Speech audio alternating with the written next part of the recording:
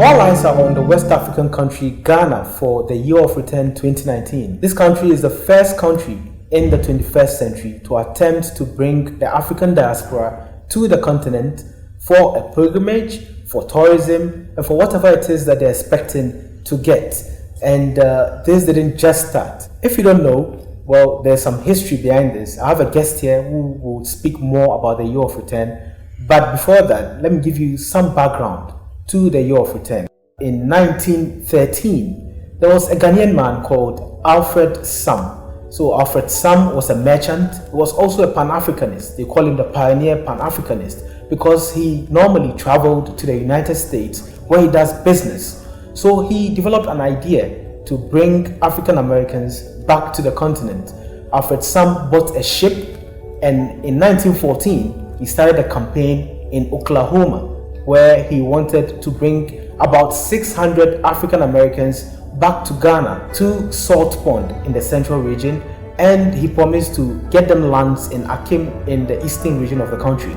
So he got 60 people signing up, and the 60 sold everything they had, and they made it to the ship and got to Salt Pond in 1915.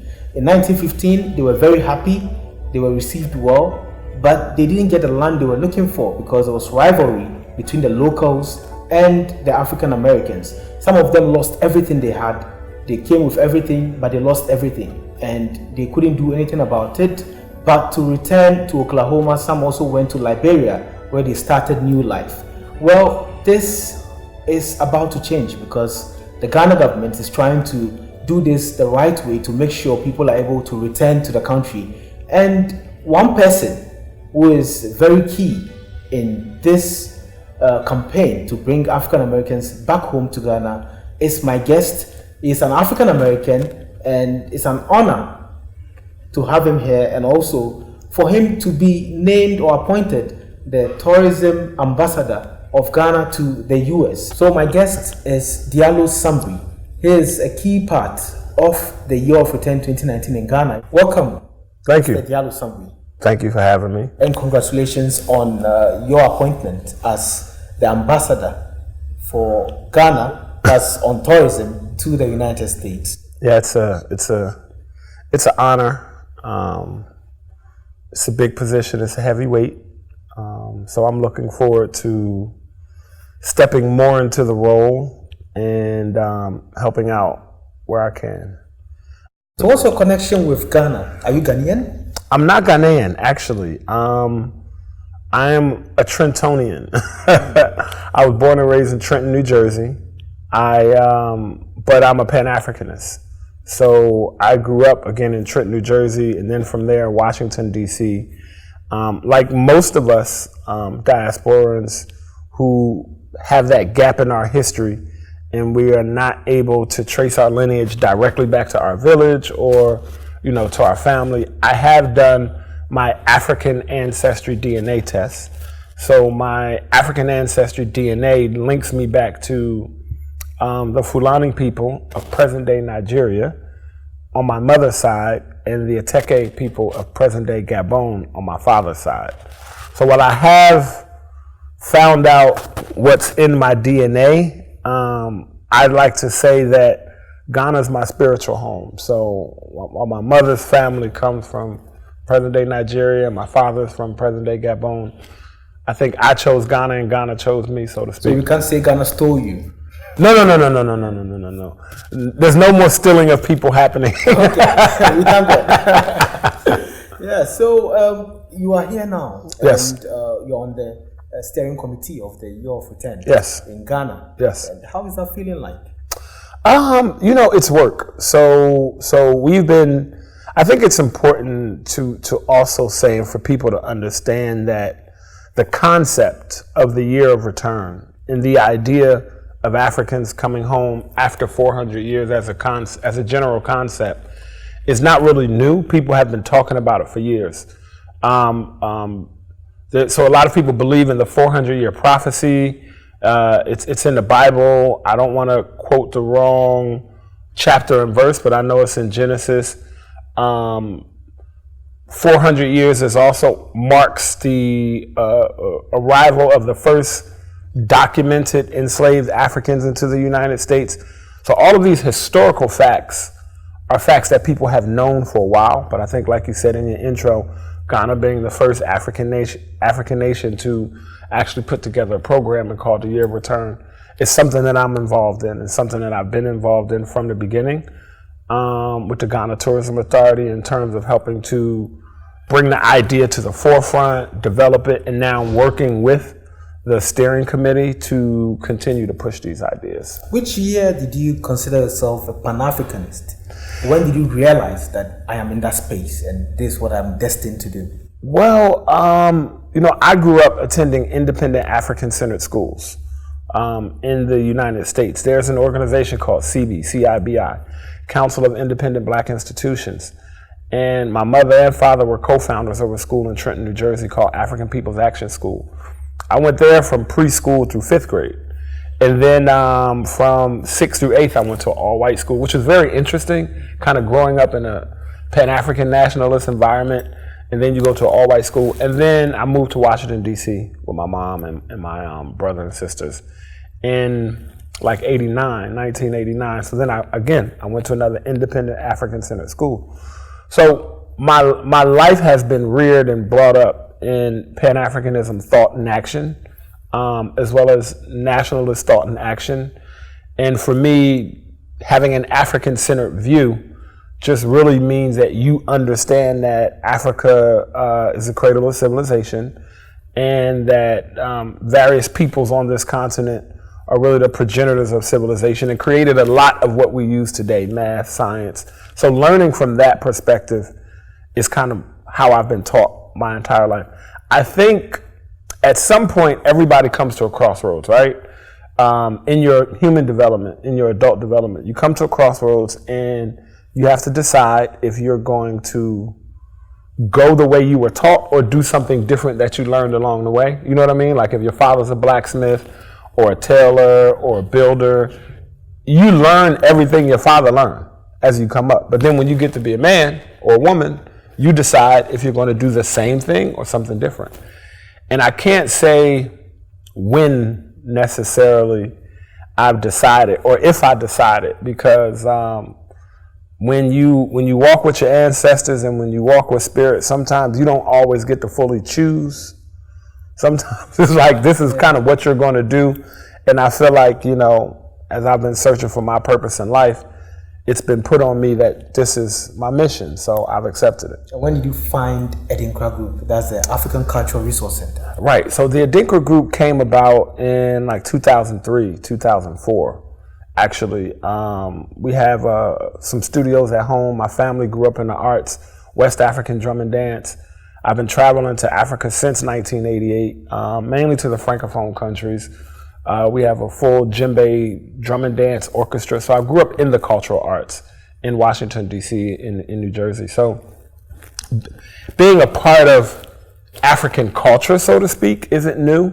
Traveled to Senegal a number of times, Mali, Gambia, Guinea-Conakry, kind of studying the arts and the culture. And Ghana was actually the last country that I visited. So far, I'm going to go to more. Yeah. But when I came to Ghana, it was just, I can't really explain what it was for me, but it was just something that just told me that I should sit down here and I should begin to work here. And that I realized when I came here, I don't know if it was something in the air or the water, but I think that's when I truly, truly realized that, if I'm blessed, I'll be able to live a good life and die doing the same work, connecting African people of the diaspora to the continent. You are going to bless us with Jamestown to Jamestown, and it's associated with the NACCP. Yes. Before we talk about that, I just want to know a bit about how African you are.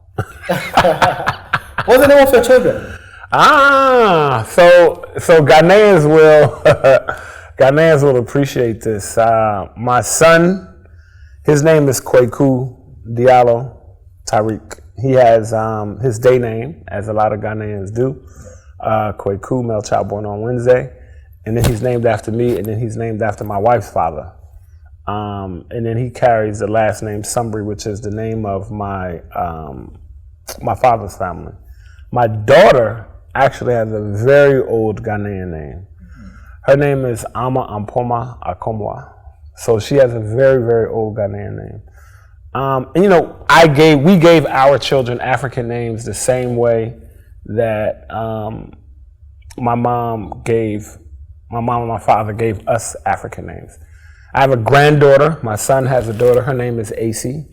So we're very much in tune and aligned with Ghanaian culture.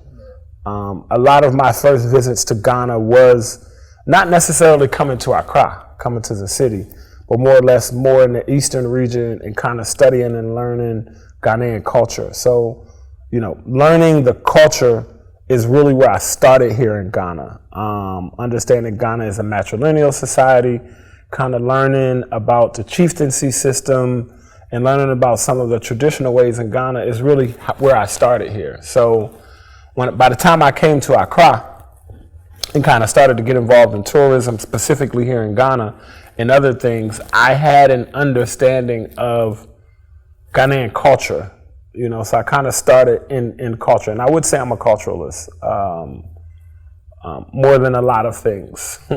So from your family, you moved to the NACCP, where you're trying to connect them directly to the continent. How do you score that feat? How do you get them to accept to come here?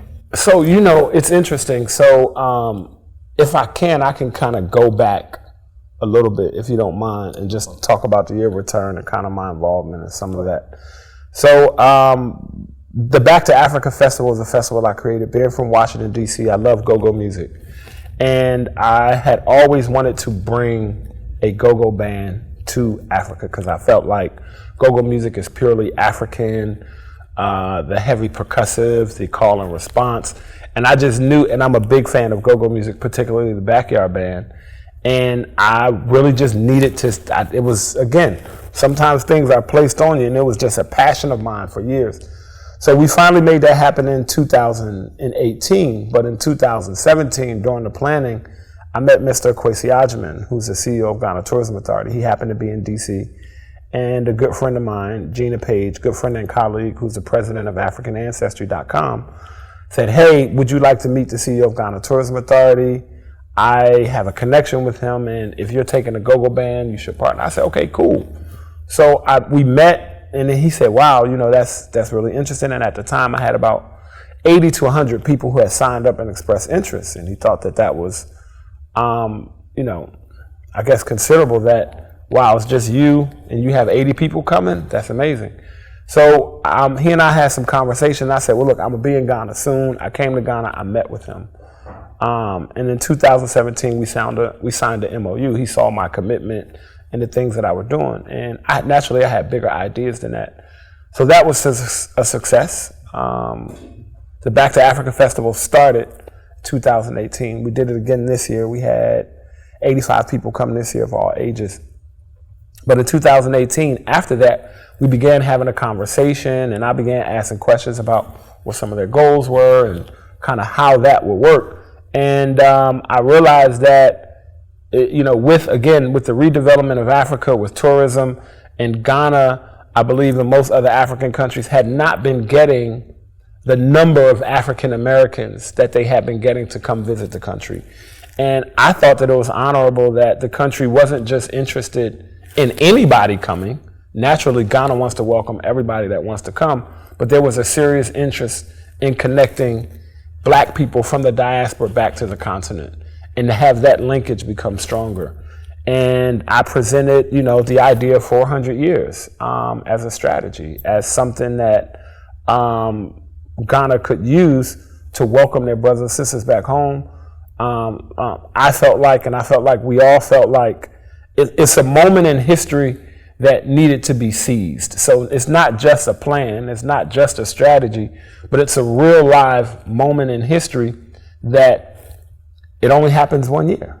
There's only going to be one 2019, right? There was only one 1619. So after this year has passed, there'll be other years, but this particular year is a very spiritual year, a very strong year. And for people who are paying attention, you can see and feel the paradigm shift all over the world. You see how African people are beginning to come together, are expressing ownership. We see hashtag Black Excellence and everything. You see people like Jay-Z and Diddy talking about ownership, and more people talking about working together and unifying.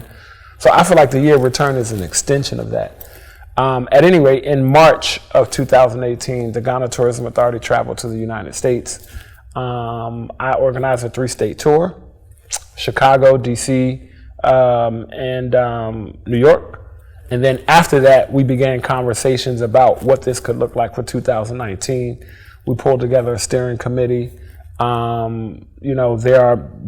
are and have been so many people involved from the beginning. Most people are familiar with the Panifest Foundation, and Panifest has been going strong for 26 years. Panifest is on the steering committee, naturally Ghana Tourism Authority under the auspices of the Ministry of Tourism, and so many others that have been involved. There are just a lot of names. I hate when you start mentioning names because you leave somebody out, but I was fortunate to be in the right place at the right time, and I was ready. I was committed. So that's kind of how we got to here. And I'm a creative also. So when you're in the space of creating and manifesting, I always say that our job is to be a clean and acceptable vehicle. We have to allow ourselves to be a pass-through, and ideas come. A lot of us get ideas, we just don't follow them. And it's like I was thinking I'm like a rapper in the studio creating a new song, and it hit me, Jamestown to Jamestown. I personally believe that the reverse requires physical travel.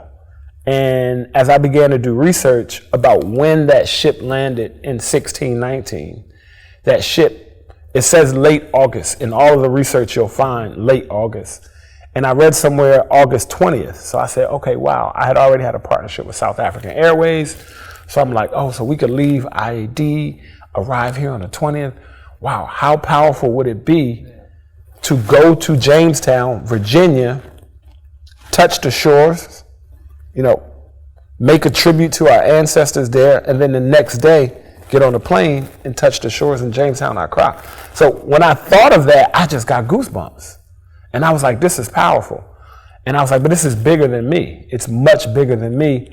Who could represent this? Who deserves to represent this? Who already has a long history of alignment? The NAACP is the nation's oldest civil rights and justice organization, 100 years old. One of its founders, W.B. Du Bois, a good friend and colleague of Kwame Nkrumah, is buried here, spent the rest of his life here. So a friend of mine introduced me to members of the NAACP. Shouts out to Terry Apone, my brother. He introduced me to the NAACP. We had a conversation. I explained it to him. Hey, look, I'm here working with the Ghana Tourism Authority, et cetera, et cetera. And here we are. So I'm happy to be a part of it. I'm happy to be a part of the vehicle, and I'm happy to be a part of the team that's making things happen. And as life will have it, sometimes you get kind of pushed into the spotlight or into leadership roles, and when it's for the greater good, you step up. That's quite a deep story, because looking at your background, your folks, your parents, your mother, they groomed you for this. It's like you're a bridge, and there was a lot put into you. Yes. From education to experiences in life, and also to movement in the continent. And now, this 2019, which will never come again, you are acting as a bridge, and you are using all your experiences to connect those in the diaspora to the continent. And that's quite a huge deal for a lot of African Americans. How are they reacting to this? Oh, man. You get so many reactions, man. So many people are ready to come. And the way the media has traditionally perceived the continent of Africa, people still don't know that Africa is a continent, that there are 54 countries, and in each country there's so many languages and dialects, traditions, customs, and things like that. So, again, having been raised in this understanding, people are excited. We were talking earlier, and I was saying one of the things that we do with this is we shorten the distance. Africa seems so far away, it seems insurmountable, it seems cloudy, people don't know how to get here, people don't know how to come, they don't know what to do. and it's not that far away. So some of what we're doing is we shorten the distance. We make coming to Africa, and I hate saying coming to Africa because it's a whole continent. So let's say coming to Ghana, for lack of coming to Africa through Ghana, because Ghana is still the gateway. We make it more palatable. We make it more realistic. We make it closer. It could be affordable, depending upon the level of experience you want. But people also need to know that they can come here and ball all the way out if they're interested. That you have modern. Ghana is one of those places where modernity is very much alive, but then there's also tradition.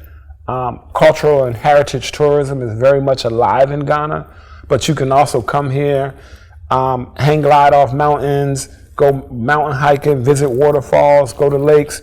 You can go to a resort on a beach. You can go to a man-made lake. But for African Americans and people who are victims of the transatlantic slave trade, this historically unique group of people that are victims of the transatlantic slave trade, we get something when we come here that's a little bit hard to quantify. It's something that happens to you when you've been reading and hearing about this your whole life, about enslaved Africans, about what happened, and then you come and you visit Cape Coast Castle, and you go through the door of no return. You go to a place where your ancestors came from. You know, I don't know a lot of people know this, but 75% of the slave castles and dungeons on the west coast of Africa were in Ghana. So it's said that you either, if you didn't come from Ghana, you came through Ghana. So I think that that's another reason why it's significant that Ghana, under His Excellency Nana Akufo-Addo, has declared this year the year of return. Now, what that means and how that actually happens, and how do people actualize the right of abode, the right to abode, and how do you actually come and integrate into a society, become a citizen, become a resident, get a job, open a business. All of that requires time, effort. Yeah. I hope that one of the things that we're doing, that I'm able to do, is one, help convince people to come visit first. You know, you have to come visit. You have to come see. Come get that feeling and then plan, right? It's not, because, you know, with the year of return, it's all like, oh, year of return, year of return, year of return.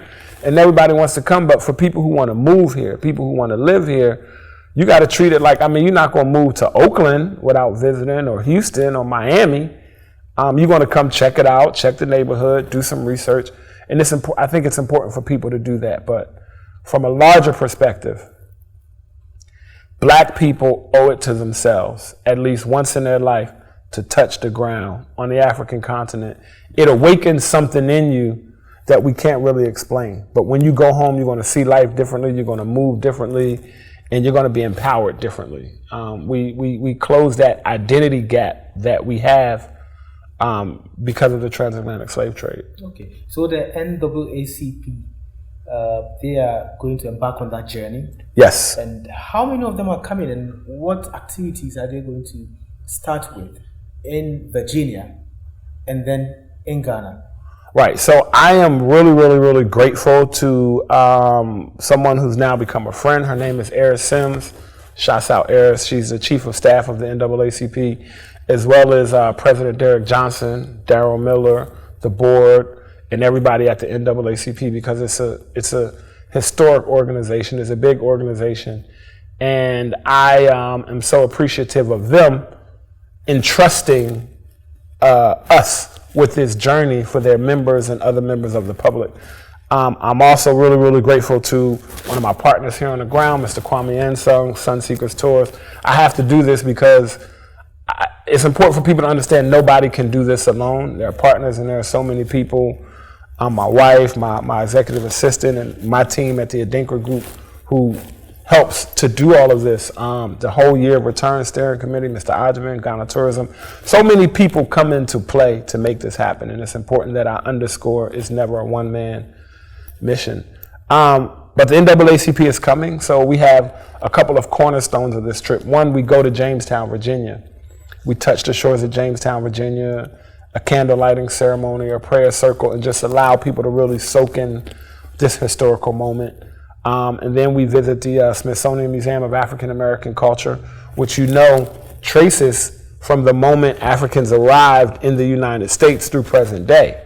So we got that vortex, that portal, that gap is what happened in between those 400 years. So after we leave the museum, we actually get on a plane and fly to Ghana. We arrive the next day through South Africa Airways, our airline partner. And when they arrive, the same day they arrive, we go to Jamestown, Virginia. When we go to Jamestown, Virginia, there'll be a grand durbar with the chiefs there, the mayor of Accra, the Ministry of Tourism. Jamestown, Accra. Yes. Not Jamestown. We leave Jamestown, Virginia, and we go to Jamestown, Accra. And there'll be a grand durbar welcoming people there. And again, the connection with Jamestown, Accra, and Jamestown, Virginia is several things. One was colonized by the British. Both were colonized and settled by the British, right? That's where the name Jamestown comes from. Both of them are ports on the ocean, which connected the two.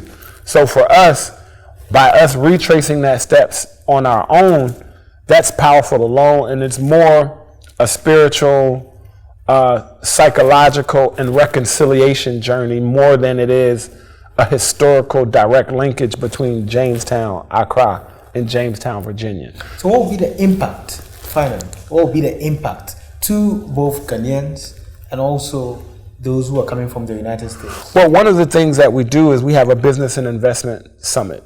So one of the things that we're hoping to happen there is that businesses and people who are interested, who already have small businesses, who work with the NAACP, can partner with Ghanaians who have small businesses and get deals done to help impact here. We will announce what our service project is, but there'll definitely be a service project that's a part of it.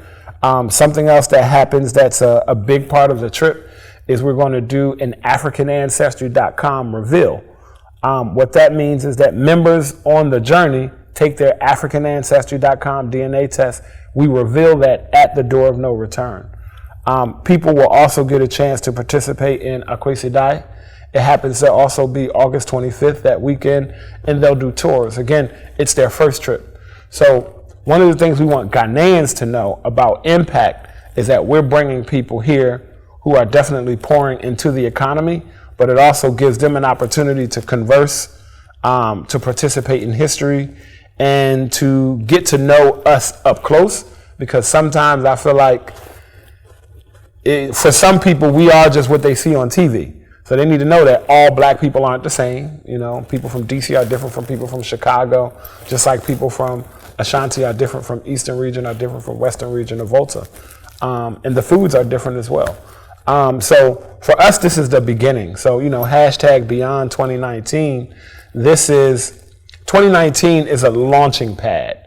We need to know that it's definitely not an end to the means, but it's a means to the end. It's a way to introduce Africa and African culture through Ghana, the gateway, the Black Star country, with African Americans, so that, and Africans of the diaspora, they're Africans in the UK, of the Caribbean, so that we can kind of start that process, right, of bringing people back home and beginning to integrate the two societies. One of the things I'm sure about is that we need each other.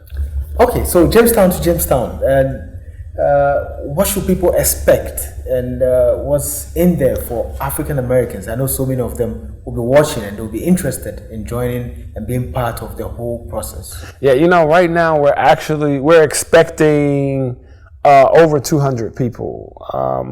50% of our goal has already been realized. We have people signed up, ready to come. More people are signing up.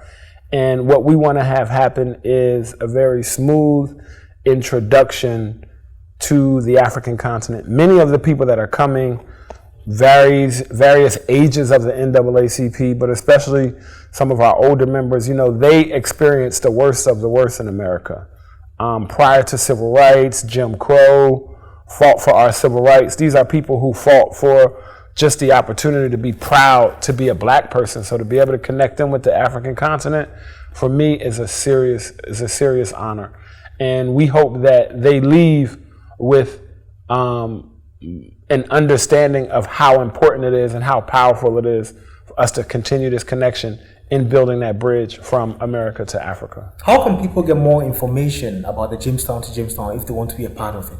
Perfect. You can go to the website Jamestown, 2, Jamestown.com. That's Jamestown, 2, Jamestown.com. All of the information is on the website. There are packages there. You can still sign up. Like for us, this is such a big moment in history that we don't really have a cutoff date. You know, we're honored to partner with South African Airways. They have planes and seats on standby for us. So for us, this is a big deal. Check out Jamestown, 2, Jamestown.com. You can follow the NAACP on Instagram, Twitter at NAACP. For those of you who don't know and been living under a rock, NAACP stands for National Association for the Advancement of Colored People. You can follow us, the Adinkra Group. Check our website. People can definitely find us, ask questions, groups, sign up. You know, we're looking for sponsors. So anybody who want to be a part of this moment in our history, you are welcome. Thank you very much, Diallo Sumbry. You're a visionary leader, and you're an African. Thank you. Thank you very much. So this is it. This is the new Africa. And for us to be here shows that what you see in the media, all the negative stories, are not the true African story. The African story is with the Africans. So you have to meet the Africans to get the real story. Africa will be Africa, the Africa that we want if we are together. The diaspora is coming. We are all accepting the diaspora. We also accept any black person who is from the continent. Africa is rising, and we rise with you. Thank you very much.